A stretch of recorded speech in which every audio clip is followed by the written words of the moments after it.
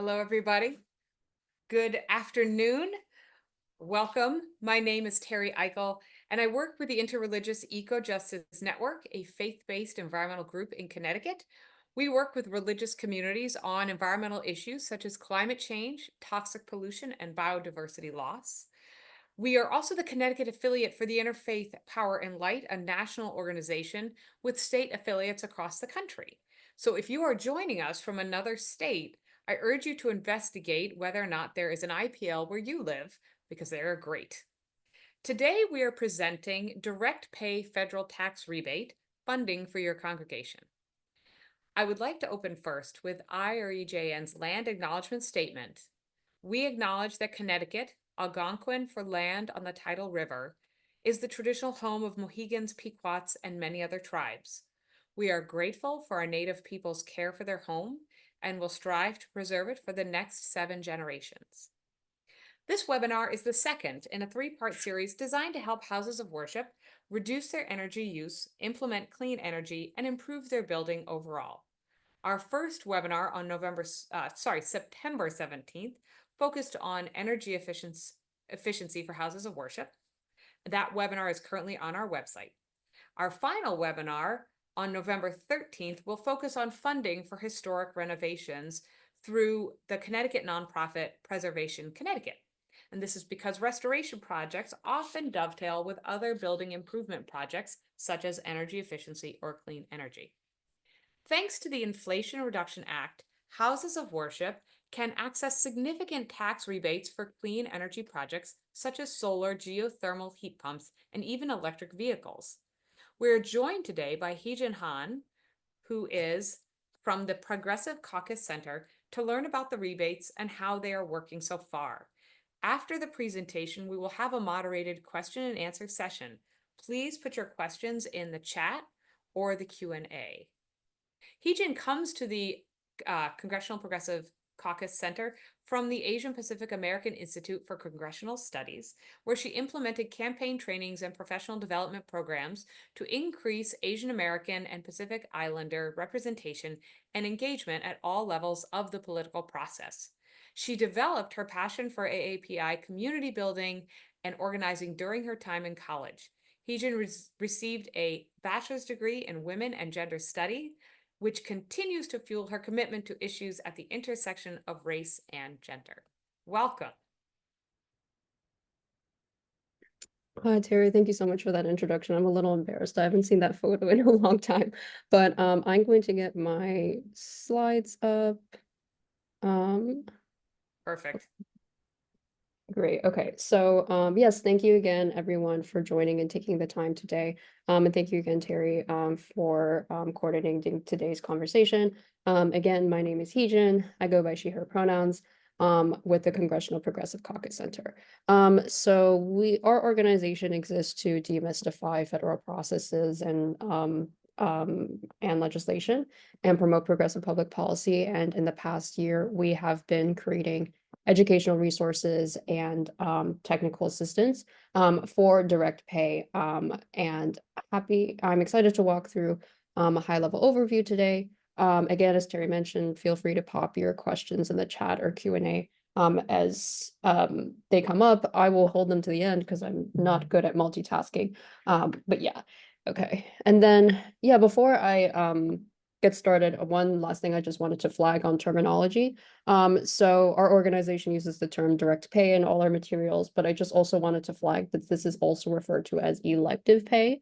You'll especially see that term in IRS materials, and just know that I'm talking about the same thing.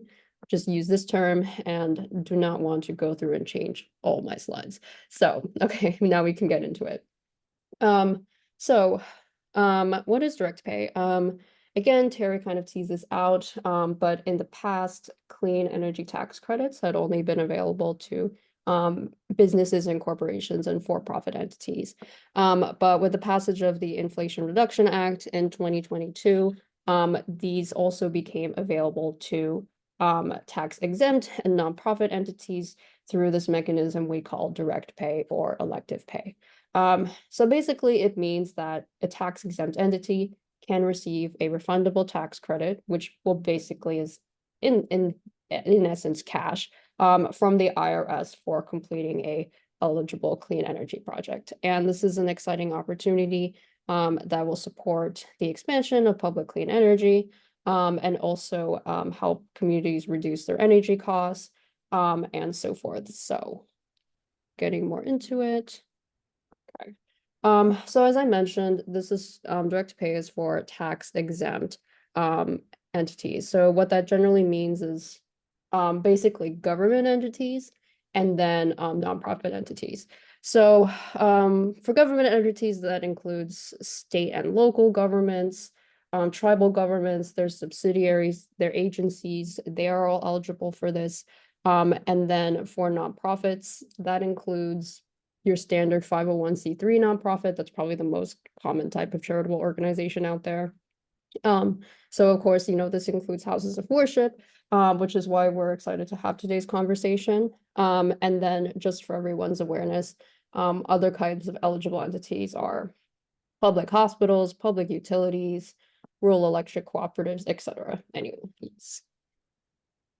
Okay. So in the direct pay umbrella of tax credits, there are a number of tax credits. The ones that I've put on the slide are the 4 that our organization specifically focuses on, and we believe are the tax credits that are going to be most relevant for tax exempt entities.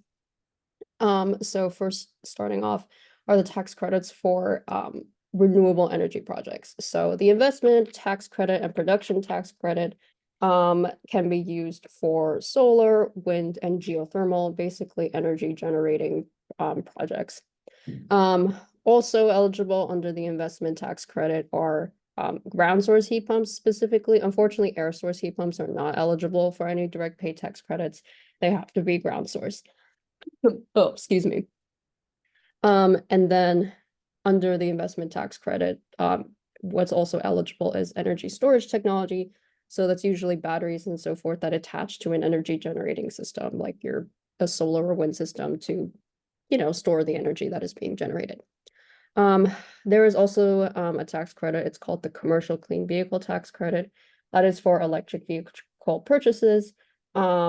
Basically, to be eligible, you buy electric vehicle from a qualified manufacturer, and this can include really large vehicles like buses. And it can also be smaller size passenger size vehicles like vans.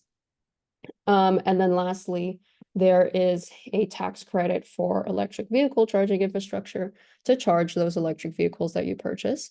And just flagging that, and I will send out the link for this, but these electric vehicle charging stations, to be eligible for this credit, it does have to be placed in an eligible census tract. Okay, so at the risk of reading numbers off of a slide to y'all, I did want to go over some of the major components that kind of factor into like how much money can be earned with each of the credits that I just walked through. So to start off with, the investment tax credit and production tax credit, these do not have a cap, which is really exciting. So there's not an explicit like limit to how much money you can earn with these credits. Just generally speaking, for smaller scale projects, which we imagine will be most relevant to tax exempt and nonprofit entities, generally speaking, it pays out more to pursue the investment tax credit over the production tax credit. So you'll probably see like be encountering, most people will probably be pursuing the investment tax credit. But for both the ITC and PTC, there are bonus credits available. And to receive the full amount of the base credit, you do have to fulfill some labor requirements if your project generates more than 1 megawatt of energy. Oops, okay. And then there's the tax credit. So the official name for this is the Alternative Fuel Vehicle Refueling Property Credit, but I just refer to it as the Electric Vehicle Charging Infrastructure Credit because that's what I mean when that's the most relevant technology when talking about this credit. It does not have bonus credits and it does have a cap. So there is a limit to how much you can earn for this credit. You can't earn more than 100K per per single item of charging infrastructure. And then for this credit, there are also labor requirements that you have to fulfill to receive the full credit amount, regardless of the size of the project. And then lastly, this is the electric vehicle purchasing credit. I will link to the IRS site that gives more information about how this credit is calculated. But this credit does not have bonus credits. It does have a cap. There's a limit to how much you can get with this credit. For larger scale size vehicles like buses, the limit is 40K. And then for a smaller size passenger size vehicle, the limit is 7,500. Okay. Okay, so to give a broad overview of like the process of actually going about direct pay and like when it kind of comes into the planning process for a project and relative to construction and so forth. So after oh, sorry everyone. I just got a message from Terry that her video is frozen, so I'm just going to quickly respond to her and let her know that indeed this webinar is still running. So just give me a second to respond to her. Although if anybody else is having issues with like hearing, please feel free to flag that in the chat.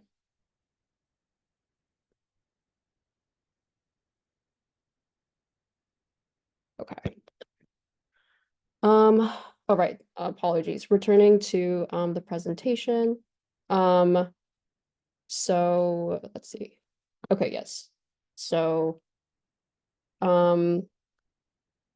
you in the planning stages of your project, generally speaking, for anybody like for a good first step is to usually perform an energy audit that kind of helps you understand what upgrades and like renovations and construction would be necessary for your project.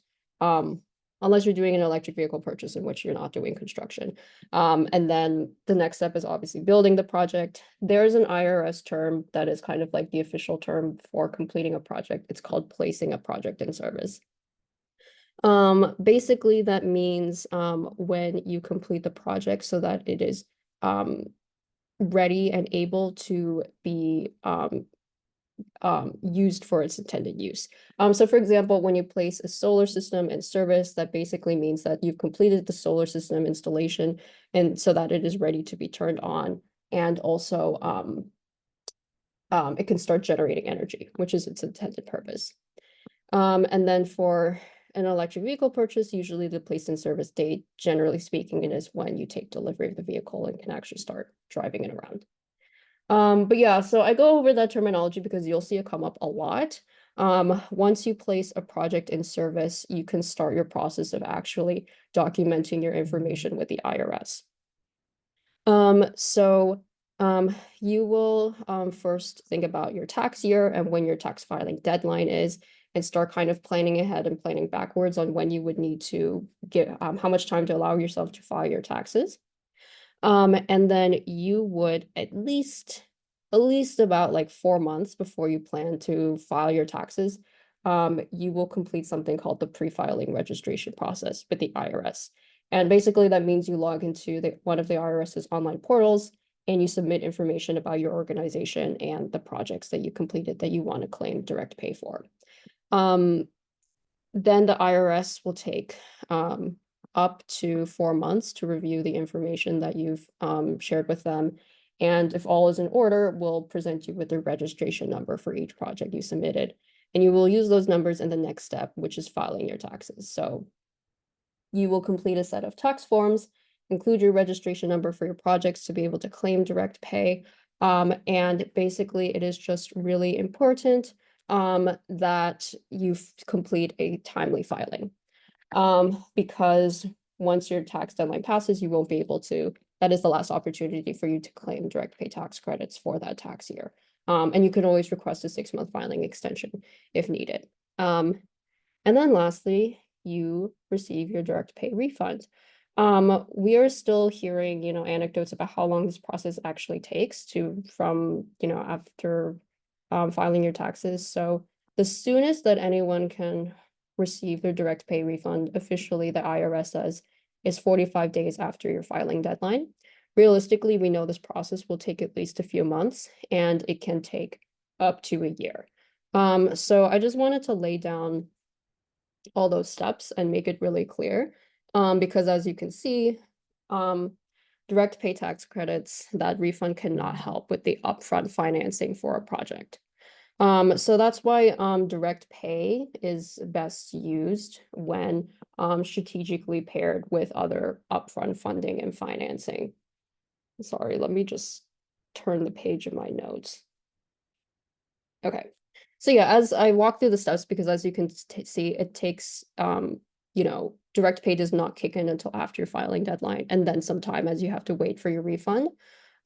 So that's why we've listed on the slides the upfront funding and financing solutions that we imagine would be most relevant for tax exempt entities to pursue for their clean energy project. And this list is not exhaustive, but we imagine that most folks are going to pursue grants or donations for to fund the bulk of their project. And I just bring that up because when at all possible, it is best to fund as much of your project as you can with unrestricted funds, or in other words, funds that aren't designated for a specific purpose. So I just bring that up because I know a common scenario that I've heard come up is we hear stories of, let's say, a congregation fundraising for a solar system to install on the roof of their, house of worship. And to maximize the amount of money you can get with the direct pay tax credit, it is best to fund your solar system or whatever direct pay project through unrestricted funds or like a general operating fund. So it's best to solicit donations for, general operating funds and not to create a fund or fundraising project specifically for a direct pay project. Because if a significant amount of your project is funded with restricted funds, it can restrict the amount of the tax credit you can get. I will provide more information on resource on like this, why this issue exists. It's called the no excess benefit rule for folks who are interested in learning more. But I just raised that because I know that's a common scenario for many tax exempt entities and nonprofits. But anyway, so we know that most tax exempt entities are probably going to fund as much as they can with a grant or with their general operating fund, and then they might pursue a loan or basically bridge financing to close their last gaps and procuring all the funding needed for their projects. Terry just let me know that, so thankfully Connecticut does have a green bank. I think it's literally called the Connecticut Green Bank. And they are apparently working on products that can, like, loan and financing products that would be accessible to tax exempt entities to do these kinds of projects. So that is great news because with the Inflation Reduction Act, there was also a lot of funding that was pumped into something called the Greenhouse Gas Reduction Fund that is basically supposed to provide, it was a federal investment into the clean energy financing institutions to be able to create accessible loan products for folks like houses of worship to fund these projects. Okay. Next. So now that I've walked through all this, hopefully that folks have a better understanding of what direct pay is, what it isn't, and the general process of pursuing it. I just wanted to say a step back and say like why this is important. Like, it's never that fun to learn about tax credits, right? But we believe that our approach to direct pay is that tax credits are just another source of federal funding.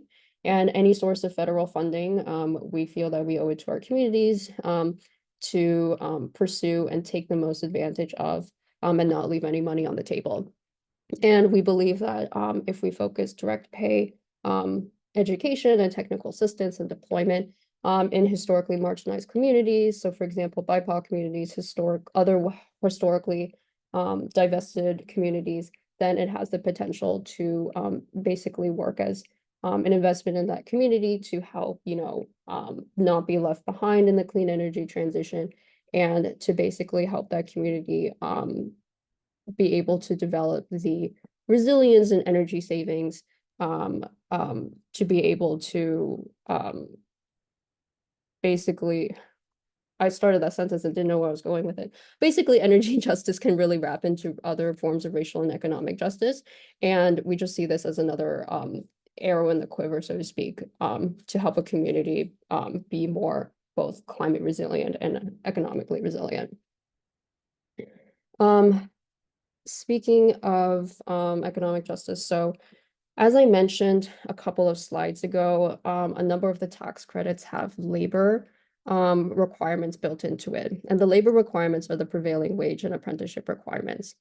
And basically, these are requirements that help ensure that the workers who are working on these kinds of direct pay projects are being paid a competitive and decent paying wage.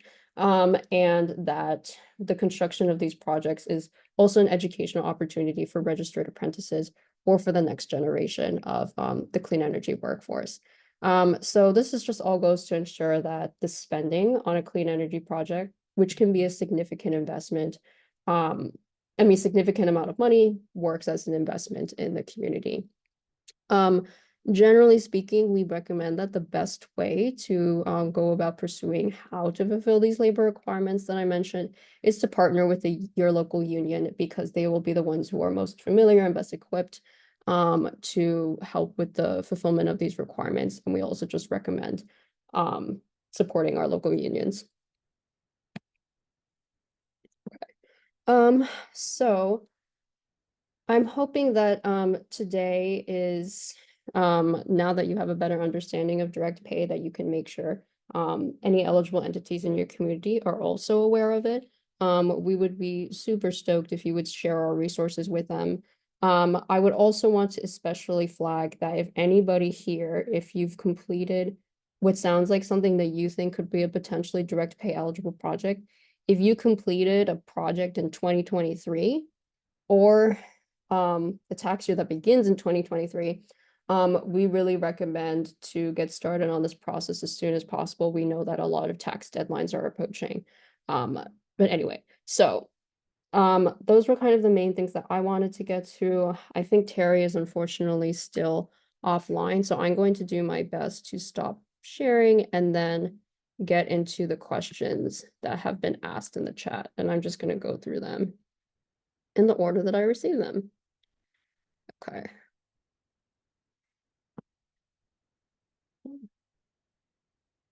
Okay, so I see one question from Bob. Would a nonprofit life care retirement community qualify? Yeah, if it's a nonprofit, yes. So officially the official guidance from the IRS is if you're an entity that is nonprofit under sections 501 to 530 of the revenue code. So generally, if you're a nonprofit, that's a really good indicator that you would be eligible. But basically, if it's a 501c3 nonprofit, for sure. Okay, and then so I see a few questions about people saying that their church usually does not file a 990 or 990T, and that they don't file taxes. So yes, I know it sounds very confusing that a tax exempt entity would get a tax credit. And we acknowledge that the entities who are pursuing direct pay is probably the only time that they would actually complete a 990T or basically file their taxes, because you would have no other reason to file these tax returns. So we understand that it is confusing. And the reason why this is like so historic is because it is like literally first time this has ever been done before. Tax exempt entities being able to get a tax credit. So that's kind of why our organization exists, is to provide a lot of technical assistance and education, because we understand that tax exempt entities are doing this kind of tax filing process with the IRS and going through all these IRS processes for the first time. So that is, I hope, can clarify those questions. Another question from Bob. Does this program exclude a one person or father, son, or family type business? So this is not for businesses. It is only for tax exempt or nonprofit entities. I will say there are still clean energy tax credits for businesses. I'm not as familiar with them because I focus on direct pay, but there are still clean energy tax credits for-profit businesses. Okay, another question from Sal. You list grants as a way to pay for the project. Assume if mostly funded through the grant that the entity receiving the, sorry, wait, I have to read this question again. Your list grants. So, assume if. Okay, so I think this question is in essence about the no excess benefit rule. So I understand that most grants are usually restricted, and basically a restricted grant is a grant that restricts the funding to a specific purpose. So if your project is funded 100% with restricted funds or from a restricted grant, basically, you won't be able to receive any money from the direct pay tax credits. So this is where I will link a 2-pager to the no excess benefit rule, because it will show basically the formula and the calculation that has to be taken into account with restricted funds. So basically, if a significant high percentage of your project is funded with restricted funds, that is when the no excess benefit rule will kick in, and this amount of money you can get with the direct pay tax credit is significantly reduced. But it really is like, I would have to, it's best to walk through the scenario with example numbers and with the calculations, which is what I'll share in the follow-up to this conversation. So the short and like for the simplicity and for the purpose of today's conversation is like, it depends. So it depends on how much money you're eligible for the tax credit and what percentage the restricted funds comprise your project funding. Okay, now I have another question from Cinderesh. You mentioned direct pay bridge loans. Do we help tax exempt entities find bridge loans? So for finding bridge loans, I would recommend a resource called Project Finance Hub. And I will also provide a link to that. Basically, the process of finding bridge loans are basically clean energy like financiers. I would say it really depends on your locality. So I know that's why Terry mentioned the Connecticut Green Bank, and I know that there are also some other clean energy financing institutions that work nationally. But I will link to our partners' resources, which is basically a searchable tool to look up financing institutions. So we can provide referrals and resources for pursuing the clean energy financing landscape, but we ourselves do not provide bridge loan financing. And then I saw Bob ask another follow-up question. I'm just wondering if you could clarify. I think this is in response to a previous question I must have mentioned, but the question says talking about then doing the work, not as a recipient of the program. Oh, okay. Maybe this is Bob's question. Does this program exclude a one-person or father-son type business? And perhaps you mean that like a family business is the contractor for a direct pay project. Okay, so if I'm understanding your question correctly, I think you're asking if like there are any restrictions on the type of contractors who are, doing the actual construction of a direct pay project. The short answer is no, technically. So I believe this gets into the labor requirements. So as I mentioned, there are some labor requirements for some of the tax credits. So if you are pursuing the investment tax credit or the production tax credit, and you are building a project that is larger than 1 megawatt, you must fulfill the labor requirements to get the full credit amount. And then if you're also pursuing the credit for electric vehicle charging infrastructure, you have to fulfill these labor requirements to get the full credit amount. So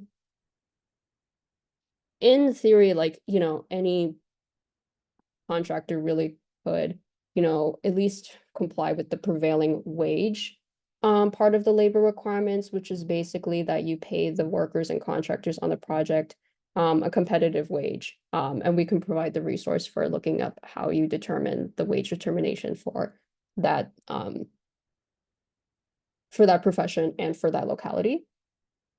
In order to fulfill the registered apprenticeship program, though, a certain percentage of the labor performed for the project has to be done by an apprentice from a program that is registered either with your state or the Department of Labor. So for that, that is, you do have to use, officially registered program. So this is not to say that like it totally excludes a very small like family business contractors. It's just that in order to fulfill all these labor requirements for these larger scale projects, you might have to like work both with, a number of contractors who can fulfill all these requirements. I will also say too, like, these requirements don't kick in for smaller scale projects for the investment tax credit. And if you, for whatever reason, cannot fulfill all these labor requirements, you can still receive some funding with the tax credit. It's just going to be significantly reduced. Okay, and then someone asks, yes, I believe this, so this webinar has been recorded. I believe that Terry is going to share with everybody so that it's available to view afterwards. I'm also going to circulate my slide deck with everybody. And I believe that answers someone else's question on whether this session will be recorded. Wow, okay, I think that was actually all of the Q&A. Let me check the chat box as well to see if anybody else has any questions there.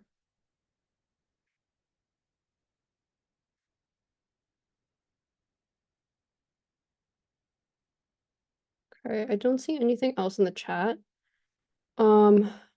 Since we have time, I think I will also just go through some other frequently asked questions that Terry shared with me. So let me pull my screen back up.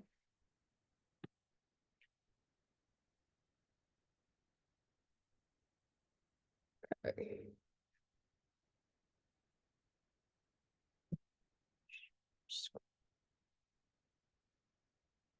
Okay, great. Thanks for your patience. Hopefully you can see these FAQs.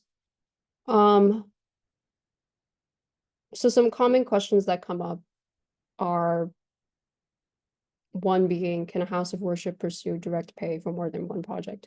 For any eligible entity, there is actually, I think, technically no limit to the number of projects that you can pursue. We know that there are some entities who are literally pursuing direct pay for, I think, hundreds of projects. So in short, the answer is yes. Okay. The second question, I hope this was answered when I tried to explain the commercial clean vehicle credit. This question is, does it include transportation owned by hosts of worship church fans? Yes. So the main qualifications for the clean vehicle credit is to be, one, be a tax exempt entity. That includes a house of worship. Two, the vehicle has to meet the IRS definition of a clean vehicle, so it has to be an electric vehicle or hybrid vehicle. And then third, it has to be from a qualified manufacturer. And in my follow-up, I will include the IRS link to the list of qualified manufacturers. Okay, next, how can smaller organizations like houses of worship meet basically some of these bonus credits and the labor requirements? So I guess I alluded to this a little bit earlier, but I would say, well, first and foremost, if you're pursuing the investment tax credit, so that's, for example, if you're building a solar system and it produces less than 1 megawatt of energy, you are not required to fulfill these labor requirements to receive the full credit amount. We still encourage you to, because it's a good investment in, the clean energy workforce. But I understand that for building really smaller scale projects, fulfilling these labor requirements can be an additional, burden technically, even if the intention is good. So generally speaking, for smaller scale projects, that's not going to be an issue. But of course, if you're pursuing the credit for an electric vehicle infrastructure project, you will have to fulfill the prevailing wage and apprenticeship requirements, regardless of the project size. So That's why we generally recommend partnering with a union, because union contractors are going to, well, for one, we just want to support our local unions, but they're also going to be more familiar with being able to meet these prevailing wage and apprenticeship requirements. There's another question on the domestic content bonus credit. So let me actually go back a few slides to answer that. So yes, the domestic content bonus is a bonus that attaches to either the investment tax credit or the production tax credit.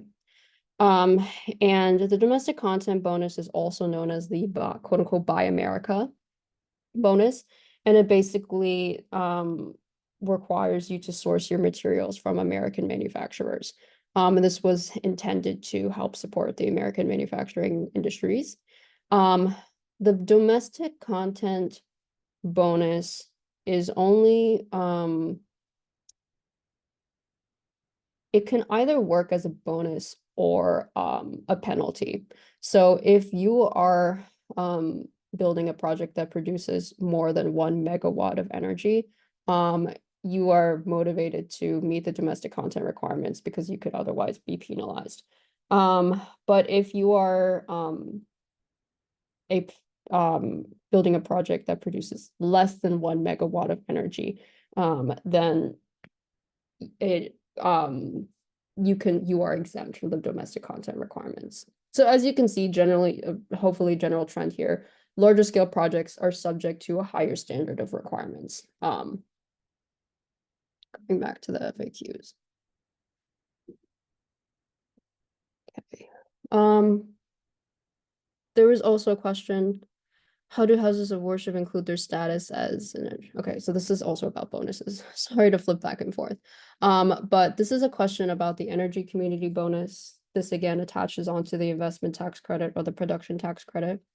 The energy community bonus is a bonus credit for projects that are placed in an eligible census tract that is determined to be an energy community by the Department of Energy. And this is basically a community that is demonstrated to be negatively impacted by a brownfield or negatively impacted by the fossil fuel industry. So the easiest way to look up whether you're eligible for that bonus is just to look up the map, and it is linked in the presentation. I will make sure everyone gets the link. And you only have to indicate it on your tax forms. Okay, I see there's also another question from the Q&A. Someone asked, is there a quick condensed printed guide for this program? Yes, in the follow-up, I will include some 1-pagers and 3-pagers. We also have some longer guides, but I do understand that this is a lot of information that can take, it's a lot to process. So I will say that, you know, I understand that I'm throwing a lot of information at folks. Generally speaking, it's easier to talk about people's individual scenarios. So we offer technical assistance through office hour sessions and one-on-one meetings. So if you want to reach out to an organization, we can talk to you through a specific situation or project that you want to talk through, and then we will condense and just, you know, provide you with resources that are specific to your situation so that you're not inundated with all this information. Okay, so here's another question from Courtney. In Connecticut, for a church to install solar panels, it must receive a permit from the Connecticut Public Utilities. Okay. Approval can only come from applications submitted in August and March, and then only a limited number drawn from a lottery to receive a permit. A terrible. Yeah, I don't see an explicit question in this, but I do recognize that one of the most, you know, difficult processes to navigate and burdens to navigate is basically like interconnection agreements and receiving permitting from your local utility. And it can be either a public utility or, you know, in some, depending on where you live, some of these like for-profit utilities can be very predatory. So yeah, I kind of agree with you. Terrible rule, in my opinion, that's meant to protect the electric supplier's business. I'm trying to be my legislator to learn more. So yeah, I know I'm not as familiar with Connecticut's, you know, specific permitting rules, but I definitely see and understand that that could definitely be a burden. I'm also, we're also connected to one legislator in Connecticut. I'd be curious to see what legislation is being done, to make the permitting process and generally, reduce the burden of um all these kinds of approval processes to basically make clean energy deployment more straightforward. Um, I will also say that if anybody is interested, since this person is kind of talking about more about organizing and advocacy, we do have some resources and encourage people to, push their state and local legislators to support investment in clean energy deployment and also support, legislation or procedures that make the burden of doing something really good for your community, like investing in clean energy, as easy as possible. Lastly, one of the other FAQs that Terry sent me was basically about e-filing. So basically, this is about the process of actually filing your tax forms, which we know can be a process, and for houses of worship, probably very new and will only have been encountered for the first time for the purpose of pursuing direct pay. So there is legislation and a rule that non-governmental nonprofits, so houses of worship, are required to e-file. That there was temporary relief provided from that requirement, allowing houses of worship and other non-governmental entities to paper file for tax year 2023. But basically, for those who aren't as familiar, e-filing is unfortunately at this time currently not free. There aren't any free e-filing providers. That's why we worked with actually Interfaith Power and Light and a lot of our partners to push for temporarily exemption from the e-filing requirement, because shouldn't we dream of a world and free the bill, always having at least one option to file your taxes for free. But in the case that, when the e-filing requirement does kick back in for the next tax year, unless it is, once again, relief is provided from it, there are currently four modernized e-filing providers that are approved by the IRS that do have the direct pay tax forms in their services. I will provide a link with an explainer on those four e-filing services. And I also want to share that our partner, Lawyers for Good Government, is partnering with an e-filing provider, Giraffe Financial, to provide e-filing services at a significantly reduced cost for tax year 2023 and hopefully in the future again.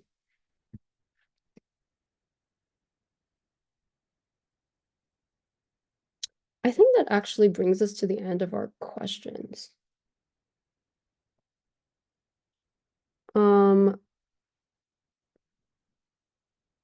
Okay, it looks like Terry is still, her Zoom internet connection is still not good. So I guess I could close this out. Let me see, I'm still the host, okay.